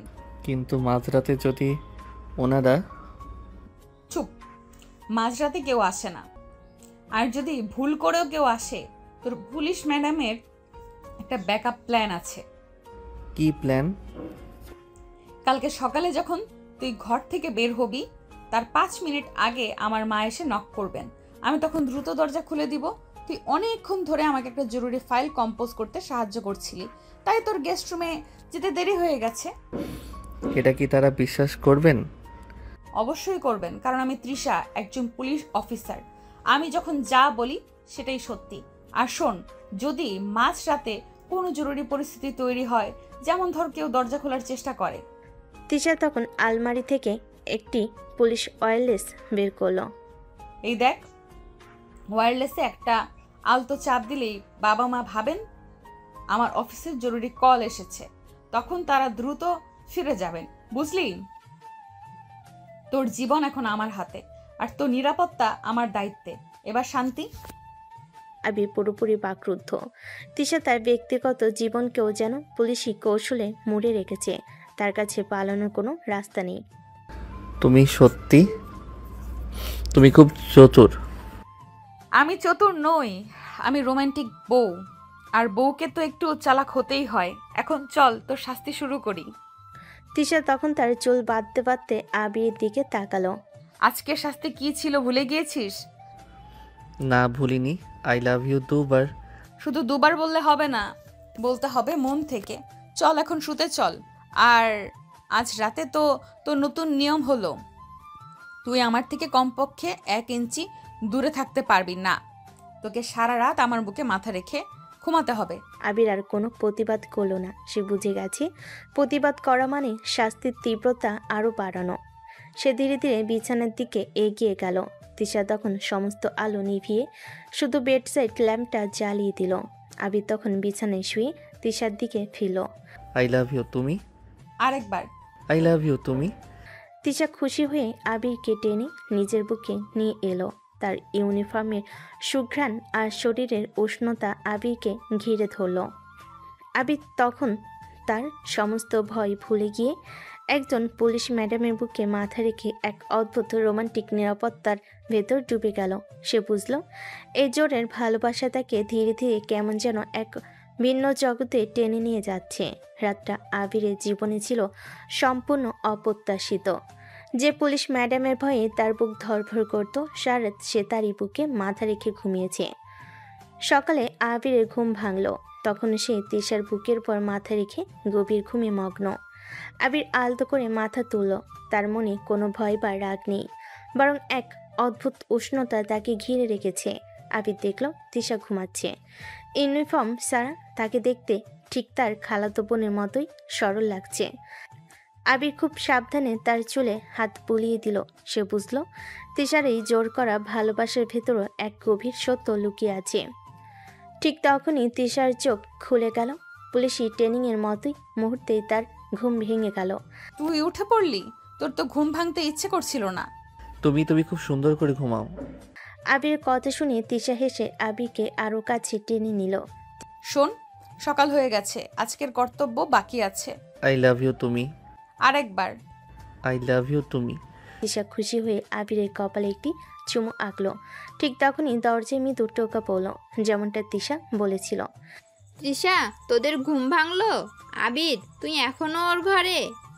তিশা আবিরের দিকে তাকিয়ে চোখে ইশারা করলো। আবির দ্রুত বিছানা থেকে নেমে দাঁড়িয়ে গেল। তিশা তখন চাদরটা ঠিক করতে করতে দরজা খুলে দিল। মা, আজ একটা জরুরি ফাইল কম্পোজ করতে আবির অনেক সাহায্য করেছে, তাই ওকে গেস্ট রুমে যেতে দিতে একটু দেরি হলো। তুমি চিন্তা করো না। ও, এমন কাজ আর করিস না। আবির, যা বাবা, ফ্রেশ হয়ে নিচে আয়। আবির তখন সুযোগ পেয়ে দ্রুত ঘর থেকে বেরিয়ে গেল। তার সারা শরীরে তখনও তিশার শরীরে সুঘ্রাণ লেগে আছে। সে বুঝল তিশার হাই সিকিউরিটি জোন প্ল্যানটা নিখুঁতভাবে কাজ করেছে। ব্রেকফাস্টের সময় আবির লক্ষ্য করল তিশা আজও ইউনিফর্ম পরেছে, কিন্তু তার চোখে মুখে এক অদ্ভুত শান্তি। তিশা ব্রেকফাস্ট টেবিলে বসে আবিরের প্লেটে টোস্ট এগিয়ে দিল। আবির, তুমি মন দিয়ে খাও, আমার আজ খুব জরুরি একটা জায়গায় যেতে হবে। তুমি সাবধানে থেকো। চিন্তা করিস না, তোর পুলিশ ম্যাডামকে এত সহজে কেউ কাবু করতে পারে না। শোন, আজ সারা দিন তুই আমার জন্য একটা কবিতা লিখবি। কবিতা? কিন্তু আমি তো... কোনো জোর নয়, কোনো ভয় নয়, শুধু তোর মনে আমার জন্য কি আছে সেটা লিখবি। সন্ধ্যায় ফিরে আমি দেখতে চাই এটা তোর আজকের ভালোবাসার হোমওয়ার্ক। এটা প্রমাণ করবে তুই গতকাল মিথ্যে বললেও তোর মন আমার থেকে পালাতে চায় না। আবির তখন আর প্রতিবাদ করল না। সে বুঝতে পারল এটা কোনো পুলিশি নির্দেশ নয়, বরং একজন প্রেমিকার মন বোঝার চেষ্টা। ঘর থেকে বেরোনোর আগে তিশা হঠাৎ ফিরে এলো। সে আবিরের কাছে এসে তার ফোনটা নিল। মুহূর্তের মধ্যে সে আবিরের ফোনের ওয়েল পেপার পরিবর্তন করে দিল। যখন তোর মন কবিতা লিখতে চাইবে না, তখন এই ছবিটা দেখবি। তিশা চলে যাওয়ার পর আবির দ্রুত ফোনটা হাতে নিল। সে দেখল নতুন ওয়েল পেপারটা হলো তাদের দুজনের ছবি, যেখানে আবির তার বুকে মাথা রেখে ঘুমাচ্ছে। আবির লজ্জা পেল, কিন্তু ভেতর ভেতর এক অদ্ভুত ভালো লাগা কাজ করলো। তার সমস্ত গোপন মুহূর্ত এখন তিশার দখলে। সকালে নাস্তা শেষ করে আবির আবার তিশার রুমে ফিরল। টেবিলের উপর বই খোলার আগে তার চোখ গেল ফোনে স্ক্রিনের দিকে, তাদের দুজনের ওয়েল পেপারের দিকে। আবির লজ্জায় লাল হয়ে গেল, কিন্তু এই একান্ত ব্যক্তিগত ছবিটি তাকে একই সাথে মুগ্ধ ও বিভ্রান্তি করল। সে বুঝতে পারল তিশার এই পদক্ষেপটা শুধু ক্ষমতা দেখানো নয়, বরং এক তীব্র অধিকারবোধের প্রকাশ। আবির তখন কলম হাতে নিল। আজকের কাজ কবিতা লেখা। কবিতা? আমি এখন কি লিখব? রাগ নাকি ভয় নাকি নাকি অন্য কিছু? আবির প্রথম লাইনে লিখল, আমি বন্দি, বন্দি আমি তোমার কঠিন শাসনে। কিন্তু লাইনটা লেখার পর তার মনে পড়ল তিশার অশ্রু সজল মুখটা। সে দ্রুত পাতাটা ছিঁড়ে ফেলল। আবির তখন মনে মনে বলে, এই পুলিশ ম্যাডামের জন্যই তো আমি এত ভয় পাচ্ছি। কিন্তু কাল রাতে যখন তুমি কাঁদছিলে, আমার মনে হচ্ছিল তুমি পৃথিবীর সবচেয়ে দুর্বল মানুষ। এই দুর্বলতাটাই কেন জানি আমাকে তোমার কাছে টানছে। আবির তার নিজের মনের এই পরিবর্তন বুঝতে পারছিল না। সে তিশার কাছ থেকে পালাতে চেয়েছিল, কিন্তু এখন পালাতে চাওয়ার ইচ্ছেটা যেন ক্রমশ কমে আসছে। হয়তো এই জোরেই ভালোবাসা তার কাছে এক নতুন ধরনের উত্তেজনা নিয়ে এসেছে। ঠিক দুপুরবেলা যখন আবির গভীর চিন্তায় মগ্ন, তখন তার ফোন বেজে উঠল। স্ক্রিনে তিশার নাম। আবির দ্রুত ফোন ধরল। হ্যালো, তুমি? এই, তুই ঠিক আছিস? শোন, এটা আমার ডিউটি কল। আমি একটা জরুরি কেস নিয়ে কথা বলছি। তোর উপর আমার নজর আছে, তাই মন দিয়ে পড়াশোনা করবি। আমি স্পিকার অন করছি। আবির কোনো কথা বলার সুযোগ পেল না। স্পিকার অন হতেই আবির শুনতে পেল তিশা তার অর্ডিনেটরদের কঠিন নির্দেশ দিচ্ছেন। তার পুলিশি মেজাজ যুক্তিবাদী এবং দ্রুত সিদ্ধান্ত নেওয়ার ক্ষমতা আবিরকে মনে করিয়ে দিল তিশা কতটা ক্ষমতাশালী। এই দৃশ্য আবিরের হৃদস্পন্দন বাড়িয়ে দিল। এটাই তার সেই পুলিশি ম্যাডাম যাকে সে ভয় পায়। সাবধানে থাকবি, সন্ধ্যায় ফিরে কবিতা দেখব। তিশার এই পুলিশি রূপ আবিকে চূড়ান্তভাবে প্রভাবিত করলো। সে বুঝল কবিতা না লেখা মানে এক কঠিন শাস্তি, যা আর শুধু মিষ্টি রোমান্টিক থাকবে না। আবি তখন কলম হাতে নিয়ে লিখতে শুরু করলো। এভাবে তার লেখাটা এসেছে তার মনের গভীরের দ্বন্দ্ব থেকে। সন্ধ্যা নামার ঠিক আগে আবি তার কবিতাটি শেষ করলো। এটা সম্পূর্ণ আত্মসমর্পণ নয়, কিন্তু এক কঠিন সমঝোতা। কবিতাটি এমন ছিল, সীমানা টানো তবু বাঁধন কেন? আমি জানি তুমি কঠিন হাতে শাসন করো, তবু তোমার চোখের জলে আমি মুক্তি খুঁজি। তুমি আমার বিচারক নও, তুমি আমার আলো। জোর করে কাছে আসা, তবু দূরে থাকা হলো না। তোমার পুলিশি নিয়মে আমি কয়েদি, আমার মুক্তি শুধু তোমার বুকে। এই জোরের ভালোবাসায় আমার সবথেকে বড় ভুল, আর এই ভুলটাই আমার জীবনের নতুন পথ। বাহ বাহ বাহ, কি কবিতা লিখলো আমাদের নায়ক। দর্শক জানেন, আমিও আমাদের নায়িকার মতো রোমান্টিক, কিন্তু আমার কোনো খালাতো মামাতো ফুফাতো চাচাতো ভাই নেই, তাই দেবদাস হয়ে আপনাদের সাথেই বকবক করছি। আবির কবিতা পড়ে নিজেই চমকে গেল। সে স্বীকার করুক বা না করুক, তার মন এখন আর সম্পূর্ণ প্রতিবাদী নয়। সে যেন ধীরে ধীরে তিশার ভালোবাসাকে গ্রহণ করতে শুরু করেছে। রাত তখন প্রায় 9টা। আবির কবিতার পাতাটা সাবধানে টেবিলের উপর রাখলো এবং বহু গুছিয়ে স্বাভাবিক থাকার চেষ্টা করলো। বাইরে গাড়ির শব্দ শোনা গেল। তিশা এসেছে। আবিরের হৃৎপিণ্ড জোরে জোরে ধড়ফড় করছে। এবার ভয়ে নয়, এক গভীর উত্তেজনায়। রাত তখন প্রায় 11:15। দরজার লক খোলার শব্দ হলো। তিশার রুমে ঢুকলো। ইউনিফর্ম পরা তিশাকে দেখে আবিরের বুকে এক মিশ্র অনুভূতি, ভয়, উত্তেজনা এবং গভীর অনুরাগ। তিশার চোখে মুখে সারাদিনের ক্লান্তির ছাপ, কিন্তু তার চোখে সরাসরি টেবিলের উপর রাখা ভাঁজ করা কাগজটির দিকে। মন দিয়ে পড়েছিস? হ্যাঁ। তিশার টেবিলের কাছে এগিয়ে গিয়ে কাগজটি তুলে নিল। কবিতা লিখেছিস? আমি বলেছিলাম তোর মনে আমার জন্য কি আছে সেটাই লিখবি। তিশা এখন নিজের ক্লান্তি ভুলে চেয়ার টেনে বসলো। সে আস্তে আস্তে কবিতাটি খুলল এবং মনোযোগ দিয়ে পড়তে শুরু করলো। আবির তখন দম বন্ধ করে দাঁড়িয়ে আছে। তার মনে হচ্ছে পুলিশ ম্যাডামের দেওয়া সবচেয়ে কঠিন পরীক্ষার ফল প্রকাশ হচ্ছে এই মুহূর্তে। তিশা কবিতাটি প্রথমবার দ্রুত পড়ে নিল, তারপর দ্বিতীয়বার পড়ল আরও ধীরে। প্রতিটি লাইনে যেন তার ব্যক্তিগত জীবনের প্রতিচ্ছবি খুঁজছে। কবিতাটি শেষ করে তিশার চোখ বন্ধ করলো। তার চোখ দিয়ে দুফোঁটা জল গড়িয়ে পড়ল, কিন্তু এবার সেটা কষ্টের নয়, চূড়ান্ত আনন্দের জল। এই জোরের ভালোবাসাই আমার সবচেয়ে বড় ভুল, আর এই ভুলটাই আমার জীবনের নতুন পথ। তিশা তখন দ্রুত উঠে দাঁড়ালো এবং আবিরের কাছে এসে তাকে শক্ত করে জড়িয়ে ধরল। এই আলিঙ্গন ছিল কোনো শান্তি নয়, এটা ছিল এক গভীর মুক্তির আলিঙ্গন। তুই জানিস না, তোর এই কথাগুলো শোনার জন্য আমি কতদিন ধরে অপেক্ষা করছিলাম। তুই যখন আমায় আপু ডাকিস, আমার মনে হতো আমি সব থেকে বড় অপরাধী। তুমি কষ্ট পাও আমি বুঝতে পারিনি। এখন থেকে আর কষ্ট পাবো না, কারণ এখন আর কোনো জোর নেই। তুই নিজেই স্বীকার করেছিস তোর ভুলটাই তোর জীবনের নতুন পথ। শোন, তুই শুধু আমার কয়েদি ছিলি না, তুই ছিলি আমার হবু বর, আর এখন তুই আমার স্বামী। আবির অবাক হয়ে তিশার দিকে তাকিয়ে রইল। তার সমস্ত প্রতিবাদ, সমস্ত দ্বিধা যেন এক নিমিষে দূর হয়ে গেল। তিশা আলমারি খুলে একটি ছোট্ট সোনার চেন বের করলো। তাতে একটি সাধারণ কিন্তু সুন্দর লকেট ঝোলানো। এই দেখ, এটা আজ থেকে তোর। এটা কোনো উপহার নয়, এটা তোর উপর আমার ভালোবাসার সিলমোহর। তিশা তখন নিজের হাতে আবিরের গলায় সেই চেনটা পরিয়ে দিল। আবির তখন পুরোপুরি নিশ্চুপ। সে বুঝলো এই রোমান্টিক ম্যাডামের হাত থেকে তার আর কোনো মুক্তি নেই। তোর জীবনের এই নতুন পথে আর কোনো লুকিয়ে থাকা চলবে না। আমি শুধু 1 মাসের রিহার্সেল শেষ করতে চাই। কাল সকালে আমি আমার ব্যাপারটা বাবা মাকে জানাবো। এত তাড়াতাড়ি? খালামণি খালু তারা কি বলবেন? আমি তৃষা, আমি যখন কোনো সিদ্ধান্ত নেই তখন কেউ প্রশ্ন করে না।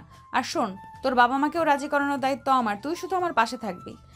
তিশা তখন আবিরের ঠোঁটে একটা দীর্ঘ তীব্র চুম্বন করলো। এই চুম্বন ছিল শাসনের নয়, এটা ছিল অধিকারের অঙ্গীকারের। আবিরও এবার আর নিজেকে সরিয়ে নিল না। সে বুঝতে পারল তার রোমান্টিক কয়েদি জীবন শেষ। এখন থেকে শুরু হলো সিনিয়র পুলিশ ম্যাডামের রোমান্টিক বউ হওয়ার পথ। এখন চল, আজ রাতে তুই শুধু আমার বুকে ঘুমাবি না, তুই আমার হাত শক্ত করে ধরে রাখবি। এটাই আমাদের নতুন জীবনের প্রথম নিয়ম। আবির তখন মাথা নেড়ে সম্মতি দিল।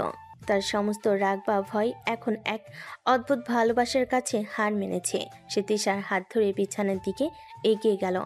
এখন দেখা যাক তিশার এই অপ্রত্যাশিত ঘোষণার পর তাদের পরিবারে কি প্রতিক্রিয়া হয় এবং আবির কি অবশেষে নিজেকে তিশার প্রেমিক হিসেবে মেনে নিতে পারে। সকলের আলো যখন তিশার রুমে প্রবেশ করলো, তখন আবির তিশার বুকে নিশ্চিন্তে ঘুমাচ্ছে। তিশা আগে সিদ্ধান্ত নিয়েছিল আজ সে অফিসে যাবে না।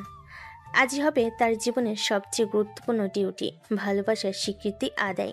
আবি যখন জেগে উঠল, তিশা হাসি মুখে তাকে তার কর্তব্য 2 বার আই লাভ ইউ মনে করিয়ে দিল। চল আবির, আজ আমাদের নতুন জীবনের প্রথম দিন। আজ আর কোনো লুকোচুরি নয়। দুইজন নিচে নামতে দেখলো শুধু তিশার বাবা মা নয়, আবিরের বাবা মাও এসেছেন। আবিরের বাবা হয়তো কোনো জরুরি কাজে ঢাকা এসেছিলেন, আর সকালে খালাতো বোনের বাড়িতে এসেছেন। পরিস্থিতি মুহূর্তে থমথম হয়ে গেল। তিশা সোজা আবিরের হাত ধরে কঠিন চোখে বাবা মা এবং আবিরের বাবা মার দিকে তাকিয়ে বলে, বাবা মা কাকা কাকিমা, আজ আমি আপনাদের একটা জরুরি কথা শোনাতে চাই। আবির আর আমরা আর শুধু খালাতো ভাই বোন নই, আমরা একে অপরকে ভালোবাসি। আমরা আমাদের বাকি জীবনটা একসাথে কাটাতে চাই। তিশার এই অকপট পুলিশি স্টাইলে ঘোষণা শুনে পুরো হলরুমে যেন বোমা ফাটল। আবিরের বাবা মা এবং তিশার বাবা মা প্রত্যেকেই তীব্রভাবে প্রতিবাদ করলেন। এসব কি বলছিস তৃষা?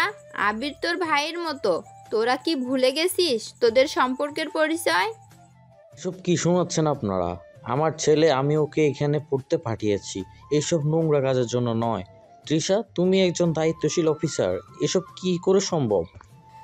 এখানে কোনো নোংরামি নেই কাকা, এখানে শুধু ভালোবাসা আছে। আর আমার ভালোবাসার জন্য আমি এই ইউনিফর্মকেও ছাড়তে রাজি। ঝগড়া চরমে পৌঁছালো। পরিবারের সদস্যরা কেউ তাদের এই সম্পর্ক মেনে নিতে পারল না। তার আবিরকে জোর করে তার বাবার সঙ্গে যেতে বলল, কিন্তু আবির তিশার হাত ছাড়ল না। আমি কল্পনাও করতে পারিনি আমার মেয়ে হয়ে এমন একটা কাজ করতে পারে। যে তোরা দুজন এই সম্পর্ক রাখিস, তাহলে এই মুহূর্তে তোরা দুজন এই বাড়ি থেকে বের হয়ে যা। তিশা তখন আবিরের দিকে তাকালো, তার চোখে তখন জল, কিন্তু মুখে এক দৃঢ় প্রতিজ্ঞা। সে মাথা নেড়ে আবিরকে সঙ্গে নিয়ে ঘর থেকে বেরিয়ে যেতে লাগলো, কিন্তু কেউ তাদের বাধা দেয় না। বাইরের রাস্তায় এসে তিশা আর নিজেকে সামলাতে পারল না, সে হাউমাউ করে কেঁদে উঠল। আবির তাকে জড়িয়ে ধরে শান্ত করার চেষ্টা করলো। শান্ত হও তুমি, আমরা তো একসাথে আছি। তিশা তখন আবিরকে জড়িয়ে ধরে। তিশা না, আর এই শহরে থাকবো না। এই শহরে নিজের ভালোবাসার কারণে বাড়ি ছাড়া হয়েছি। আমি আমার ভালোবাসা নিয়ে অনেক দূরে চলে যাব, যেখানে কেউ আমাদের বিচার করবে না। তখন আবিরের হাত ধরে সোজা বাস স্ট্যান্ডে চলে গেল। তার পুলিশের তৎপরতা আবার ফিরে এলো। দ্রুত টিকিট কেটে তারা বাসে উঠল। গন্তব্য রাজশাহী। তিশার ব্যাংক অ্যাকাউন্টে প্রায় 4 লাখ টাকার মতো জমানো আছে। বাসে যেতে যেতে তিশা আবিরের হাত শক্ত করে ধরে তার কাঁধে মাথা রাখলো। আবির, আমি আর এক মুহূর্ত দেরি করতে চাই না। চল, আজকেই আমরা বিয়ে করব। আমাদের সম্পর্কটাকে স্বামী স্ত্রী স্বীকৃতি দেওয়া ছাড়া আমার শান্তি হবে না। ঠিক আছে, তুমি তোমার যা ইচ্ছা তাই হবে। রাজশাহীতে পৌঁছাতে তারা ট্যাক্সি নিয়ে সরাসরি একটি কাজী অফিসে গেল। সেখানে তারা তাদের ধর্মীয় ও আইনি মতে বিবাহ সম্পন্ন করলো। বিয়ে শেষ করে তারা দুজন নিজেদের স্বামী স্ত্রী হিসেবে ঘোষণা দিল।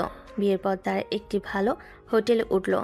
সেখানে নতুন বাসা ভাড়া নিতে কিছুটা সময় লাগবে, কারণ শহরটা চেনার একটা ব্যাপার আছে।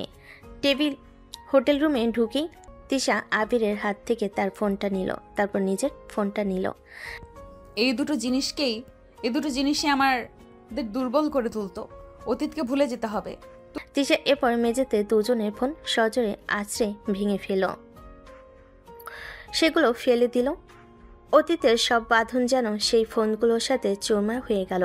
এই চরম পদক্ষেপের পর তিশা নিজেকে ধরে রাখতে পারল না। সে বিছানায় শুয়ে আবারও কান্না শুরু করলো। আবির তখন তিশাকে শান্ত করার চেষ্টা করলো। এই, এখন আর কাঁদতে নেই। আমার পুলিশ ম্যাডাম এত দুর্বল কেন? তিশার কান্না কিছুতেই থামছিল না। আবির তখন আর কোনো কথা না বলে তিশার ঠোঁটজোড়া দখল করে নিল। আবিরের এই অপ্রত্যাশিত আগ্রাসনে তিশা কান্না থামিয়ে দিল। 3 মিনিট পর আবির তাকে ছেড়ে দিয়ে বলল, তুমি হয়তো ভুলে গিয়েছো আজকে আমাদের বাসর রাত, আর তুমি কেঁদে কেঁদে বাসর ঘরটা খারাপ করছো। আমার স্ত্রী কান্না করবে আর আমি চুপ করে থাকবো? এবার শাস্তি হবে। আবিরের এই কথা শুনে তিশার চোখে জল মুছে গেল, আর চোখে ফিরে এলো সেই পুরনো তেজ আর অধিকার বোধ। সে ধাক্কা দিয়ে আবিরকে বিছানায় ফেলে দিল। তারপর উপরে বসে আবিরের ঠোঁটজোড়া আবার দখল করে নিল। আবির তিশাকে কোনো বাধা দেয় না। আবির তিশার জামার বোতাম খুলে দেয়। তিশা আবিরের ঠোঁট ছাড়ার কোনো নামগন্ধ নেই। আবির তিশাকে নিচে ফেলে তিশার ড্রেস খুলে ফেলে। তারপর শুরু হয় তাদের ভালোবাসার গভীর সম্পর্ক। তিশা আবিরকে শক্ত করে তার বাহুডরে চেপে ধরে। এভাবেই 2 ঘন্টা চলে যায়। 2 ঘন্টা পর তিশা আবিরের বুকের উপর শুয়ে আছে, কিন্তু ক্লান্ত, কিন্তু অনেকটা সন্তুষ্ট। আবির তিশার চুলে হাত বুলিয়ে দিচ্ছে। তুমি কি জানো আমি তোমাকে কতটা ভালোবাসি? আজ তুমি প্রমাণ করলে আমার সব সিদ্ধান্ত সঠিক ছিল। তুমি আমার স্বামী। আমিও তোমাকে ভালোবাসি। তুমি, তবে আমার একটা প্রশ্ন আছে। কি? আমরা কি এখন থেকে শুধু বউ আর স্বামী হিসেবে থাকবো, নাকি আমার পুলিশ ম্যাডামের শাসন এখানেও চলবে? এখানে কোনো পুলিশের শাসন নেই। মূল কথা, আমি পুলিশের চাকরিটি ছেড়ে দিচ্ছি আর এই চাকরি করব না। আর এখন থেকে আমাদের নতুন সংসার। এখানে শুধু ভালোবাসা, আবেগ আর তৃপ্তি আছে। তুমি রাজি? হ্যাঁ রাজি, রাজি রাজি, হ্যাঁ রাজি রাজি রাজি। আমি শুধু তোমার আর তুমি শুধু আমার।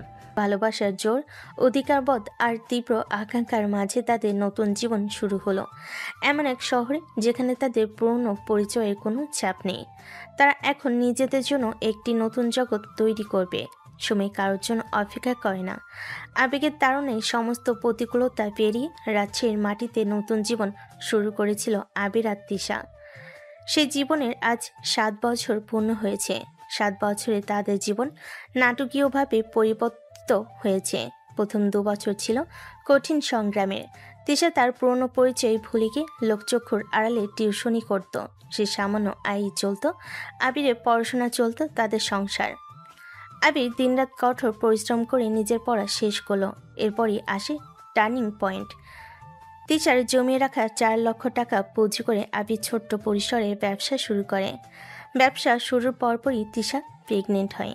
আর এই সময় থেকেই যেন তাদের ভাগ্য ফিরতে শুরু করে। তাদের ঘর আলো করে যখন তাদের কিউট রাজকন্যা সাফিয়ার জন্ম হয়, তখন থেকেই আবিরের ব্যবসাও ধীরে ধীরে সাফল্যের শিখরে উঠতে শুরু করে। সেই শেখর পেরিয়ে আজ আবির শুধুমাত্র রাজশাহীর একজন শীর্ষ ব্যবসায়ী নন, দেশের উচ্চতম ব্যবসায়ীদের তালিকায় অন্তর্ভুক্ত। বিলাসবহুল জীবন, অর্থ, খ্যাতি সবই তাদের হাতের মুঠোয়। কিন্তু এই সাফল্যের চূড়ায় উঠেও তিশা আবিরকে একটুও কম ভালোবাসে না। আজ সকালে দৃশ্য, আবির তার স্যুট পরে তৈরি হচ্ছে। সে এখন ব্যস্ত একজন টপ বিজনেসম্যান। তিশা এখনও আবিরকে আগের মতোই ভালোবাসে, শুধু সাফিয়ার কারণে রোমান্টিক অত্যাচারগুলো কিছুটা কমেছে। আবির রেডি হয়ে যখন বেরোবে, তখন তার রাজকন্যার আগমন। বাবা, আমাকে একটা কিস দাও, তারপর তুমি অফিস যাবে। আবির নিচু হয়ে মেয়েকে কিস করলো। তিশা তখন মেয়ের দিকে ফিরে হাসি মুখে আবিরকে দেখছিল। এই শোনো, আজ তোমার মিটিং আছে তাই না? রাত 8টার মধ্যে বাড়ি ফিরবে। জানি সুইটহার্ট, 8টা বাজার আগেই ফিরে আসবো। দূর, বাচ্চার সামনে কি বলছো এসব? কেন? বাচ্চা বড় হয়ে বলতে পারবে আমার বাবা অনেক রোমান্টিক ছিল। হয়েছে মিস্টার আবির সাহেব, এখন আপনি যান, আপনার দেরি হয়ে যাচ্ছে। আর মনে থাকে যেন 8টার মধ্যে বাড়ি ফিরবে। ঠিক আছে ম্যাডাম সাহেবা। আর আপনি তো আজকে এখনও আমার ট্রাইটা ঠিক করে দিলেন না। তাদের সম্পর্ক থেকে হয়তো সেই হ্যান্ডকাপ টর্চার কমেছে, কিন্তু ভালোবাসার পরিমাণ এক বিন্দুও কমেনি। বরং এখন তাদের সম্পর্ক আরও দৃঢ়, আরও পরিণত। তাদের পুরনো দিনের রোমান্টিক অত্যাচার এখন পরিণত হয়েছে শাসনের মোড়কে যত্নে। তিশা আবিরের কাছে এগিয়ে এলো। তিশা আবিরের টাই ঠিক করতে করতে বলে, আর শোনো, অফিসে কোনো জুনিয়র বা কোনো মেয়ে যদি তোমার দিকে তাকিয়ে থাকে, মনে রাখবে তোমার বুকে কিন্তু এখনো আমার নাম লেখা আছে। জানি সুইটহার্ট। আর আমার সব থেকে বড় বস তো আমার পাশে দাঁড়িয়ে।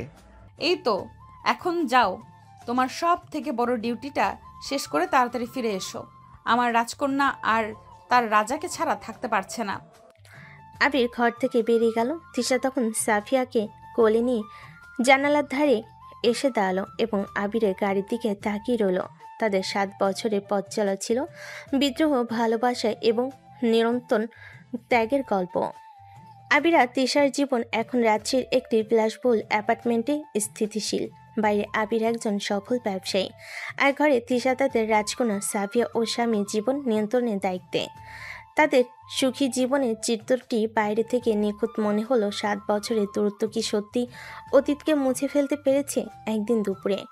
আবির তার কোম্পানির নতুন প্রজেক্টের জন্য একটি গুরুত্বপূর্ণ বিজনেস কনফারেন্স যোগ দিতে গিয়েছিল। ভিড় ঠেলে যখন সে অতিথিদের সাথে কথা বলছিল, ঠিক তখনই ভিড়ের মধ্যে আবিরের চোখ একটি পরিচিত মুখের উপর আটকে গেল।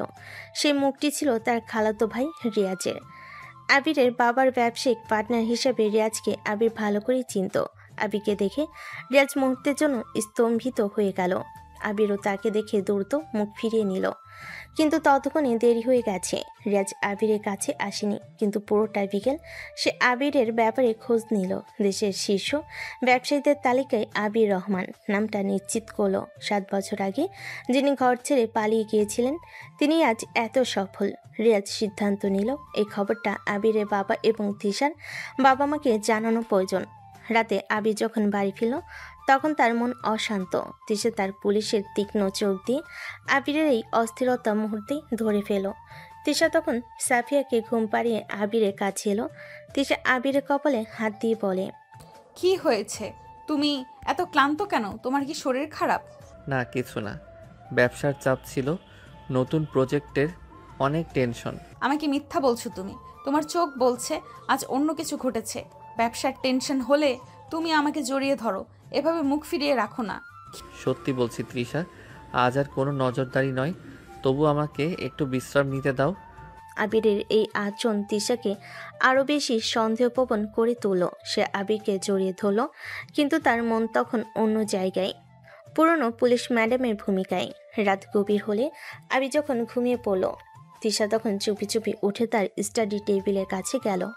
আবির যদিও এখন তার থেকে কিছু লুকানোর চেষ্টা করে না, কিন্তু অতীতের অভিজ্ঞতায় তিশা জানে সামান্য কুলু অনেক বড় সত্য উদ্ঘাটন করতে পারে। তিশা আবিরের ব্রিফকেস খুলল। ব্যবসার বিভিন্ন কাগজের মধ্যে একটি বিজনেস কনফারেন্সে ভিজিটর লিস্টে তার চোখ আটকে গেল। লিস্টের এক জায়গায় আবিরের হাতে লেখায় একটি নাম চিহ্নিত করে, রিয়াজ ভাই। কি রিয়াজ? রিয়াজ আবিরের বাবা এবং তিশার বাবা মার খুব কাছের মানুষ ছিল। রিয়াজের সাথে আবিরের দেখা হওয়া মানেই তাদের এই 7 বছরে লুকানো জীবন আর লুকানো থাকবে না। তিশার মুখটা কঠিন হয়ে গেল। তার সমস্ত রোমান্টিকতা এক মুহূর্তে কঠোর পুলিশি কর্তব্যে রূপান্তরিত হলো। তিশা তখন আবিরের দিকে তাকালো, যে মানুষটি তাকে এত শান্তি এত সুখ এনে দিয়েছে, আজ তারই জন্য তাকে আবার কঠোর হতে হবে। সে জানে রিয়াজ যখন খবর দেবে তখন ঝড় অনিবার্য। তিশা আবিরের পাশে এসে বসল। সে আবিরের ঘুমন্ত মুখে হাত বোলাতে বোলাতে দৃঢ় কণ্ঠে বলল, আমরা 7 বছর সবার থেকে দূরে ছিলাম, কিছুই হয়নি। পরিবার কখনো আমাদের ভালোবাসার বাধা দিতে পারেনি, আর ভবিষ্যতেও পারবে না। তিশা তখন আবিরের কপালে চুম্বন করে সিদ্ধান্ত নিল তাদের এই ভালোবাসার যুদ্ধ এখনও শেষ হয়নি। কাল সকাল থেকে শুরু হবে এক নতুন লড়াই, যেখানে তাদের আর লুকানোর জায়গা থাকবে না। এখন আবির আর তিশা কি তাদের অতীতকে সামনে থেকে মোকাবিলা করবে, নাকি রিয়াজের কাছ থেকে পুরো পরিবার খবর জানার আগে তাদের নতুন কোনো পদক্ষেপ নিতে হবে? গতরাতে রিয়াজের নাম আবিষ্কার করার পর তিশা সিদ্ধান্ত নিয়েছিল সকালে উঠে আবিরকে জিজ্ঞাসাবাদ করবে, কিন্তু যখন তার ঘুম ভাঙল, আবির তখন তাকে শক্ত করে জড়িয়ে ধরে আছে। 7 বছরের সংসার এবং সাফিয়ার জন্ম তাদের সম্পর্ক এক গভীর শান্তি এনে দিয়েছে, যা এক মুহূর্তে সব উদ্বেগ ভুলিয়ে দেয়। ওঠো আবির। তিশার ডাকে আবির ঘুম থেকে ওঠে। তিশার কপালে চুমু দিয়ে বলে, গুড মর্নিং সুইটহার্ট, আজ এত সকালে কেন উঠলে? আজ তো আমার ছুটির দিন। তিশা তখন রিয়াজের কথা জিজ্ঞেস করার জন্য মুখ খুলতে যাচ্ছিল, কিন্তু আবিরের চোখের দিকে তাকিয়ে তার প্রশ্নটা যেন ঠোঁটে আটকে গেল। জানি তৃষা, কিন্তু আমার ম্যাডামকে তো আর কোনো অফিস থেকে ছুটি নিতে হয় না। আবির তিশাকে আরো কাছে টেনে নিয়ে চোখে গভীর ভালোবাসা। আমার কাছে পৃথিবীর সব থেকে সুন্দর ডিউটি হলো তোমার পাশে এভাবে থাকা। আবির তখন তিশার ঠোঁটজোড়া দখল করে নিল। তিশার চোখ বন্ধ করে সেই চুম্বনে সাড়া দিল। তাদের এই একান্ত মুহূর্তটি প্রায় মিনিটখানেক স্থায়ী হলো। কিস? তোমরা একা কেন কিস করছো? সাফিয়ার আওয়াজ শুনে আবির আর তিশা দ্রুত নিজেদের সরিয়ে নিল। তার দুজনেই হেসে ফেল। সাফিয়া তখন তাদের দেখছিল, তার চোখে রাজ্যের বিস্ময় আর কৌতূহল। আমিও কিস করতে চাই, আমাকেও কিস করো। তোমরা লুকিয়ে লুকিয়ে কিস করছো কেন? তিশা তখন হেসে সাফিয়াকে কোলে নেয়। ও, তোমার নজর তো দেখি বাবার থেকেও বেশি তীক্ষ্ণ। এটা তো তোমার রুলস।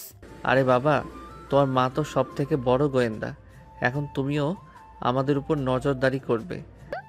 হ্যাঁ, তোমরা লুকিয়ে কিস করবে না, এটা আমার রুলস। আবির আর তিশা একে অপরের দিকে তাকিয়ে হাসলো। তাদের রাজকন্যা যেন তাদের অতীতের রোমান্টিক শাসনে উত্তরাধিকারী। গতরাতে রিয়াজকে নিয়ে যে উদ্বেগ ছিল, এই মিষ্টি পারিবারিক আনন্দের কাছে তা যেন ক্ষণিকের জন্য চাপা পড়ে গেল। তিশা তখন আবিরকে বলল, চলো, তুমি আজ ছুটির দিন, আমরা 3 জন মিলে আজ বাইরে ডিনার করব। এখন তুমি যাও, সাফিয়াকে ফ্রেশ করিয়ে দাও। আবির তার রাজকন্যাকে কোলে নিয়ে বাথরুমে চলে গেল। তিশা তখন বিছানায় বসে তাদের দুজনের সুখী মুখ দেখছিল। রিয়াজের কথা হয়তো সে ভোলেনি, কিন্তু এই মুহূর্তে তার কাছে পারিবারিক শান্তি সবচেয়ে দামি। আবির আর তিশার সুখী জীবনের সময় এভাবেই কাটতে থাকে। 2 দিন পর আজ শনিবার। আবির সবসময় তার অফিস শুক্র এবং শনিবার বন্ধ রাখে। শুক্রবার বিশ্রাম আর শনিবার পরিবারের জন্য। রুটিন মতো আজও সকাল সকাল তারা তৈরি। আবির গাড়ি না নিয়ে বাইক বের করলো। আবির চালাবে, মাঝখানে সাফিয়া শক্ত করে বাবাকে জড়িয়ে ধরে, আর পিছনে বসে আছে তিশা, যার বাহু আবিরের কোমরে জড়ানো। সারাদিন ধরে তারা রাজশাহীর বিভিন্ন পার্কে ও রেস্তোরাঁয় ঘুরল। সাফিয়ার হাসিতে ভরে রইল চারিদিক। মুক্ত বাতাসে বাইক চালানোর সময় তিশা আবিরের কানে ফিসফিস করে কিছু রোমান্টিক কথা বলল, যা শুনে আবির হেসে উঠল। তাদের জীবন এখন পরিপূর্ণ। বিকেল 5টার দিকে তারা বাড়ি ফিরল। আবির বাইক নিয়ে যখন তাদের বিশাল গেটের সামনে দাঁড়ালো, তখন তারা দুজনেই অবাক হয়ে গেল। গেটের বাইরে দাঁড়িয়ে আছে 4 জন মানুষ, আবিরের বাবা মা এবং তিশার বাবা মা। তাদের চোখে মুখে 7 বছরের যন্ত্রণা, রাগ আর ক্লান্তি স্পষ্ট। তারা গেট দিয়ে প্রবেশ করবে এমন সময় দারুণ ছুটে এলো। স্যার, ম্যাম, এনারা সেই সকাল 10টা থেকে আপনাদের জন্য অপেক্ষা করতেছে। ভিতরে ঢুকতে চাইছিলেন, কিন্তু আমি তো আপনার পারমিশন ছাড়া। আবির বাইক থেকে নামতেই তার বাবা মা এবং তিশার বাবা মা একসঙ্গে তাদের দিকে এগিয়ে আসতে চাইলেন। আবির দ্রুত হাত দিয়ে তাদেরকে কাছে আসতে বারণ করলো। তার মুখ গম্ভীর, কিন্তু সে তার পরিবার, অবস্থান বা খ্যাতি নিয়ে কোনোভাবেই জনসম্মুখে কথা বলতে চায় না। তিশা তখন দ্রুত আবিরের কানে কানে ফিসফিস করে বলল, আবির, এখানে কোনো রিয়্যাক্ট করো না প্লিজ। অনেক মানুষ আছে, দারোয়ান দেখছে, প্রতিবেশীরাও দেখছে হয়তো। তোমার সম্মান এখন গুরুত্বপূর্ণ। ওনাদের ভেতরে নিয়ে এসো, ভেতরেই সব কথা হবে। শান্ত থাকো। তিশার এই শান্ত কৌশলপূর্ণ আদেশ শুনে আবির মুহূর্তে নিজেকে সামলে নিল। সে জানে এই মুহূর্তে তিশার পুলিশি কৌশল সবচেয়ে বেশি দরকার। আবির তখন দারোয়ানকে ডাকলো। জি স্যার, বলেন। এনাদের ভেতরে পাঠিয়ে দাও, ড্রয়িং রুমে বসতে বলো। আমি এক্ষুনি আসছি। আর শোনো, আজ যেন আশেপাশে কোনো লোকজনের আনাগোনা না থাকে। ঠিক আছে স্যার।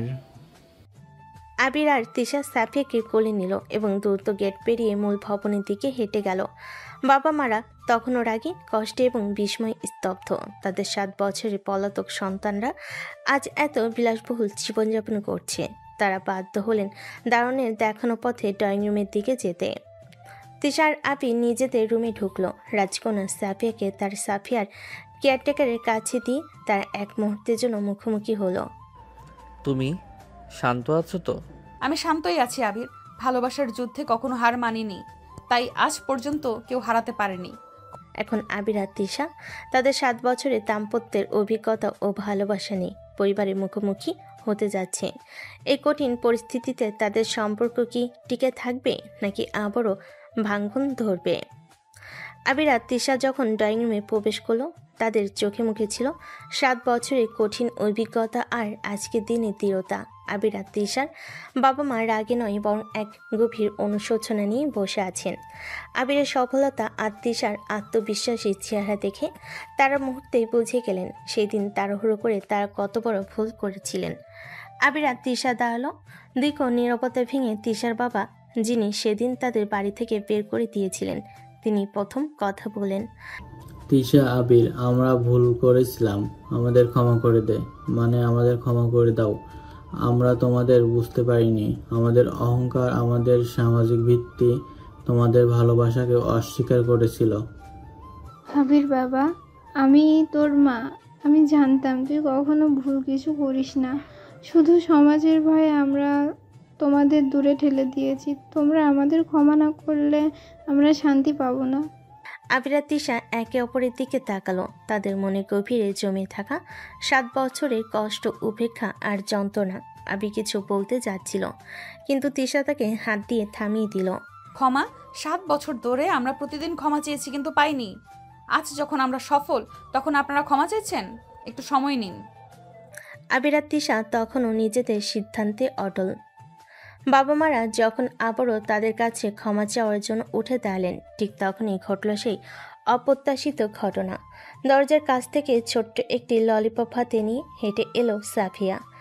বাবা মা, তোমরা কেন এই আঙ্কেল আন্টিদের সাথে রাগ করছো? সাফিয়ার মিষ্টি আওয়াজে সবাই চমকে উঠল। আবির আর তিশা হাসি মুখে তাদের রাজকন্যাকে কাছে ডাকলো। সাফিয়া সোজা গিয়ে দাঁড়িয়েছে আবিরের বাবার সামনে। সাফিয়া আবিরের বাবার দিকে ললিপপ এগিয়ে দিয়ে বলে, আঙ্কেল তুমি কাঁদছো কেন? এটা নাও, এটা খেলে আর রাগ করবে না। সাফিয়ার এই সহজ সরল নির্ভেজাল মিষ্টি ব্যবহার দেখে আবির ও তিশার বাবা মার চোখে আবারও জল ভরে গেল। তারা তাদের নাতি নাতনিকে দেখেনি, তার অস্তিত্ব জানতেন না। সাফিয়ার এই নিষ্পাপ কাণ্ড দেখে আবির ও তিশার চোখে বাঁধও ভেঙে গেল। তিশা তখন আবিরের দিকে তাকালো। এবার ক্ষমা করে দাও তুমি। এই ছোট মানুষটার শান্তির জন্য অনেক হয়েছে। আমাদের মনে কি থাকবে সেটা জানি না, কিন্তু সাফিয়া অনেক খুশি হবে। তুমি যখন বলছো তখন তাই হবে। আমি আমার স্ত্রী আর সন্তানের জন্য সব করতে পারি। আবির ও তিশা তখন একসঙ্গে এগিয়ে গিয়ে তাদের বাবা মাদের জড়িয়ে ধরল। 7 বছরের সব রাগ, ক্ষোভ আর কষ্ট যেন সেই আলিঙ্গনে দূর হয়ে গেল। আমার মা, আমার মেয়ে, তোরা সুখে থাক। পারিবারিক পুনর্মিলনের এই মিষ্টি দৃশ্যের মাঝেও সাফিয়ার দুষ্টামি শুরু হলো। সে আবিরের টাই ধরে টানতে টানতে বলল, বাবা, এই আঙ্কেল আন্টিরা তো খুব ভালো। আমরা সবাই মিলে আজ পার্কে যাব। এই মুহূর্তে সবার নজর চলে গেল সাফিয়ার দিকে। এতক্ষণ সাফিয়া এত কাণ্ড করলো কেউ এত গুরুত্ব দিয়ে শোনেনি, কিন্তু এবার যখন সাফিয়া আবির আর তিশাকে বাবা মা বলে ডাকে, সেটা সবাই শুনে নেয়। আবির বাবা মা এবং তিশার বাবা মা তখন তারা সবাই একে অপরের দিকে তাকালেন। আবির, এই মিষ্টি মেয়েটা কি তাহলে? হ্যাঁ, ইনি আপনাদের নাতনি, আমাদের রাজকন্যা সাফিয়া রহমান। নাতনি কথাটি শোনা মাত্রই 4 জন মানুষ যেন স্থির হয়ে গেলেন। তাদের চোখে জল ভরে গেল। 7 বছর আগে যে ভালোবাসাকে তারা অস্বীকার করেছিলেন, আর সেই ভালোবাসার ফলস্বরূপ তাদের সামনে দাঁড়িয়ে তাদের নিজেদের হৃদয়ের টুকরো। তিশার মা দ্রুত এগিয়ে গিয়ে সাফিয়াকে কোলে তুলে নিলেন। তাদের রক্তকে এতদিন তারা তাদের থেকে দূরে ঠেলে রেখেছিল। আমার নাতনি, আমি এই জীবনে কখনো কল্পনাও করিনি আমি তোমাকে 7 বছর দেখতে পারিনি মা। কি মিষ্টি! আবির, তৃষা, তোমরা আমাদের সব থেকে বড় উপহার দিয়েছো। ড্রয়িং রুমের পরিবেশ তখন আনন্দ, অশ্রু আর ভালোবাসাই পূর্ণ। 7 বছরের বিরহের পর সিনিয়র পুলিশ ম্যাডামের জোরের ভালোবাসা আজ পূর্ণতা পেল পারিবারিক মিলনে। এখন দেখা যাক এই নাতনির আবির্ভাবে তাদের নতুন পারিবারিক জীবনে কী পরিবর্তন আসে। দীর্ঘ 7 বছরে বিচ্ছেদ শেষে পরিবারের এই অপ্রত্যাশিত পুনর্মিলন ছিল আবেগঘন। রাতে জমকানো ডিনারের পর 4 জন অভিভাবকের সমস্ত মনোযোগ এখন কেবল তাদের নাতনি সাফিয়ার দিকে। সাফিয়ার মিষ্টি ব্যবহার, তার কৌতূহলী প্রশ্ন, সব কিছুতেই মুগ্ধ 4 জন প্রাপ্তবয়স্ক। রাত তখন প্রায় 11টা। ঘুম পাড়ানোর পর্ব শুরু হলো নতুন এক ঝামেলা। আমার নাতনি, আজ রাতে তুমি আমার সাথে ঘুমাবে, আমি ওকে দেখব। নাতনি তোমার একার নাকি? আমারও নাতনি, এতদিন পর দেখা পেলাম। ও আমাদের সাথে ঘুমাবে। ওর বাবা মা কাল কথা বলুক। 2 মায়ের মধ্যে তাদের নাতনিকে নিয়ে এক মিষ্টি যুদ্ধ শুরু হলো। আবির আর তিশা হাসি মুখে তাদের দেখছিল। অবশেষে আবির মাঝখানে এসে দাঁড়ালো। প্লিজ শান্ত হও তোমরা, তোমাদের দুজনেরই নাতনি। কিন্তু একটা কথা, সাফিয়া কখনো অন্য কারোর সাথে ঘুমায় না। ওর একার ঘুমানোর অভ্যাস, তাই ওকে নিয়ে জোর করে লাভ নেই। আবিরের এই কথা শুনে দাদি আর নানি দুজনেই মুখ ভার করে ফেলেন। কিন্তু ঠিক তখনই সাফিয়া তার বাবার দিকে তাকালো। না বাবা, আজকে আমি এই 2টা দাদুর সাথে একসাথে ঘুমাবো। আমাকে গল্প শোনাবে তো তোমরা? সাফিয়ার এই অপ্রত্যাশিত সিদ্ধান্ত শুনে 2 দাদি আনন্দে আত্মহারা হয়ে গেলেন। আবির আর তিশা একে অপরের দিকে তাকালো। অনেক আনন্দে থাকবে। ঠিক আছে, তোমার যা ইচ্ছা, কিন্তু বেশি দুষ্টুমি করবে না। আবির জানে সাফিয়া অন্য কারোর সাথে ঘুমানো মানেই 7 বছর পর তাদের জন্য এক স্বাধীনতা। কারণ সাফিয়ার জন্মের পর থেকে তারা দুজন খুব কম সময়ে নিরবিচ্ছিন্নভাবে একা পেয়েছে। বাবা মারা সাফিয়ার হাত ধরে তাদের গেস্ট রুমের দিকে চলে গেলেন।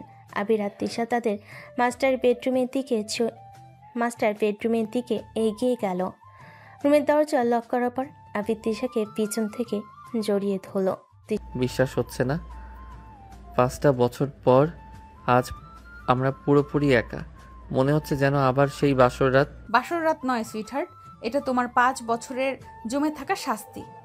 কি শাস্তি? হ্যাঁ, কে বলেছে রাজকন্যা এলে পুলিশ ম্যাডামের শাসন বন্ধ হয়ে যায়?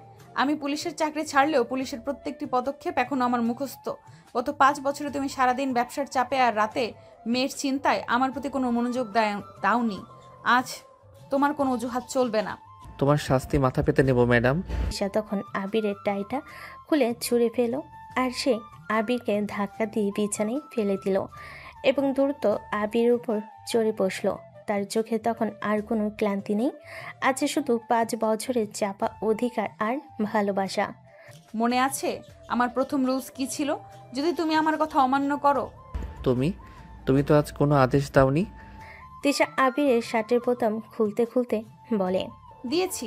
তুমি কাল রাতে আমাকে রিয়াজ ভাইয়ার কথা লুকানোর সাহস দেখিয়েছিলে, আর এই অপরাধের জন্য তোমার শাস্তি হলো আজ রাতটা হবে শুধু আমার। তুমি কোনো প্রতিবাদ করবে না, কোনো কথা বলবে না, শুধু আমার প্রত্যেকটি নির্দেশ মেনে চলবে। আবির তার পুলিশ ম্যাডামের এই রোমান্টিক অত্যাচার সানন্দে মেনে নিল। 7 বছরের সাফল্যের পরও আবির জানে সে এখনও তার স্ত্রীর কাছে সেই রোমান্টিক কয়েদি। তিশা আবির দিকে ঝুঁকে এলো।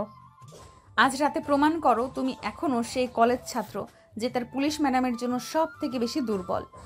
5 বছর পর সন্তান এবং সমাজের চোখ এড়িয়ে আবির আর তিশা যখন তাদের একান্ত জগতে ফিরল, তখন সেই রোমাঞ্চার শুধু জোর করা থাকলো না।